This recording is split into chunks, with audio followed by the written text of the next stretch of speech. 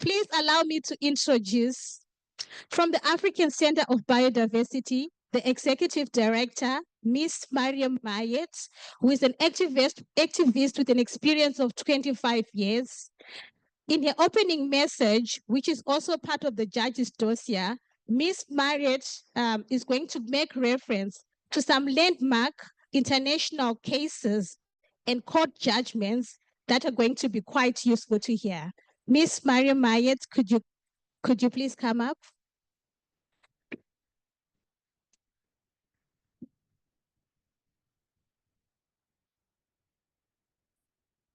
Thank you.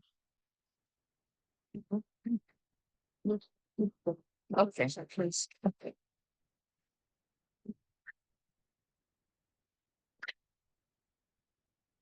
Good morning to our esteemed judges, experts, our coalition partners, the media, and members of the public. These proceedings have culminated in more than 2 years of diligent, hard, and determined work by all our coalition partners. We have been explicitly led and informed by the lived experiences of farm workers, their families, farm dwellers, and their children living in agricultural areas, children and communities in urban areas impacted by agrotoxins. Why are we called the South African People's Tribunal on Agrotoxins? It's because we want to denote the toxic nature of agrochemicals. We are referring to toxic agrochemicals here, and this is why we are called SEPTOA, the People's Tribunal on Agrotoxins. And this is significant.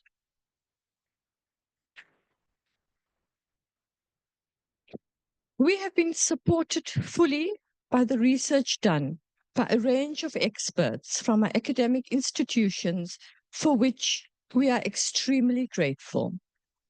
Our work together is implicitly underpinned by care for the well-being of others, independent of our benefiting or expecting any reciprocity.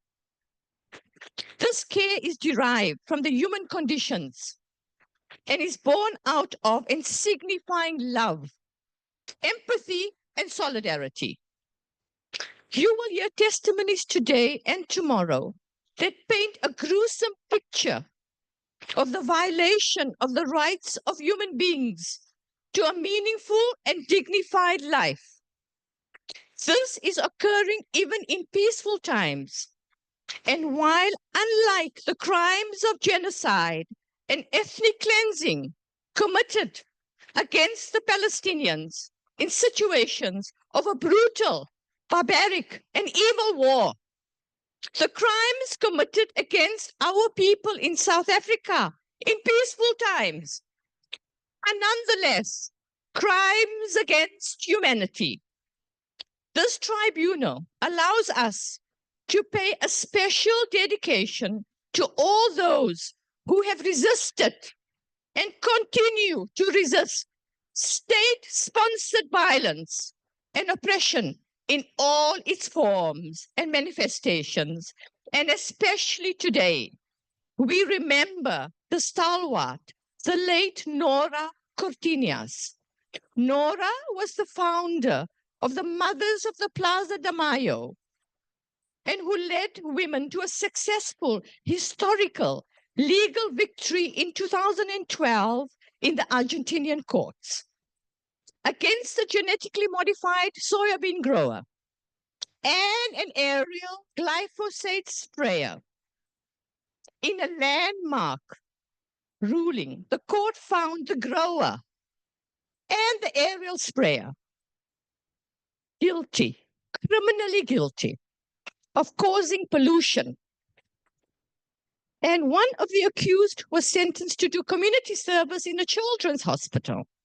Now, I do not want to dwell about the limitations of the compensation award to the community. The issue is it was a landmark decision. That's the issue. And led by the resistance of women whose children were disappeared during the military dictatorship in Argentina. In that case, the court also reversed the onus of proof, according to which an aggrieved person is no longer required to prove harm from pesticides, and pesticide spraying in particular, and that the government and the soya agribusiness producers should be required to prove safety. I would like to refer to another groundbreaking judgment from the French courts just recently, on the 20th of March, 2025, concerning its colonies in the islands of Guadeloupe and Martinique, and an agrotoxin called chlordecone, classified internationally as a persistent organic pollutant, POP, banned in the early 70s, also in South Africa. Chlordecone, these names are so difficult to pronounce because they come from the pharmaceutical industry. But this POP was usually routinely sprayed on banana and tobacco plantations and apple orchards as export crops for French and other European markets. Men in those islands suffer from the highest rates of prostate cancer in the world. This morning, I was looking at a publication about the high rates of prostate cancer in the Eastern Cape. In awarding compensation to affected people, the court found the state to have been guilty of deliberate poisoning. In that it continued to do what? Renew permits, allowing provisional sales, failing to call for adequate and appropriate studies, and failing to take reasonable measures to safely eliminate stockpiles, while all the while being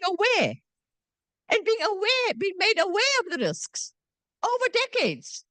Further, the court took into account that although the pesticide was banned decades ago, the toxic effects persisted. Where? In our bodies, in the bodies of people, in the soil, in the water, and in the food chain. Now let's get back to Africa. In Uganda, Miss Rhoda Kukira's daughter-in-law bled to death during childbirth because she refused to pay a bribe to the hospital workers for safe delivery. In a landmark ruling for Uganda and all of Africa, in November 2020, the court forced the government to prioritize maternal health care, representing a seismic shift in a scenario where 16 women are said to die daily from childbirth-related complications. The court awarded compensation to the Kukira family for psychological trauma from the violation of the right to life and health, and the emotional anxiety caused to loved ones because of the violation of the rights of their families. Now, let's come home. Coming home to South Africa, we are inspired by all of you. Okay? Our fighting spirit. Okay? We draw inspiration from the case of Uzani Environmental Advocacy versus BP, which dealt with private prosecutions in enforcing an environmental law in circumstances where the state does not act to prosecute environmental crimes, and upholding the rights to a healthy environment via private prosecutions. In a judgment handed down by the Honorable Judge Brian Spilg on the 20th of March, 2025, just a few days ago, the court ordered BP to pay attorney and client costs upon the successful prosecution, underscoring the importance of the right also to compensation. A recurring theme in all of these cases in the global south is the sacrificing of human beings and the commission of crimes against our people. the commission of crimes against humanity,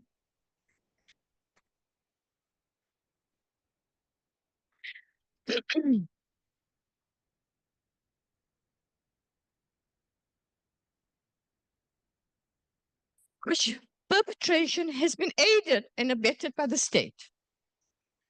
It further underscores the extreme importance of our court systems, our constitution, and the indispensability of the independence of our judiciary, which must be kept aloof from political interference by the South African state, including and especially its colonial masters. On the 20th of March 2025, the Helen Suzman Foundation applied to the courts to join legal proceedings in a case brought by the families of victims who were killed and disappeared during the apartheid years as amicus curiae against the state for its failure to investigate and prosecute apartheid-era crimes.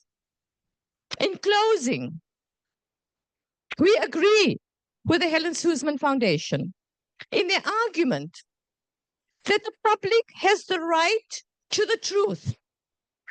We are here to unmask the violence of agrarian feudalism taking place in this province, especially the dirty secrets of our agriculture system and the complicity of the state for their support in the commission crimes against humanity of the people in this country. I thank you very much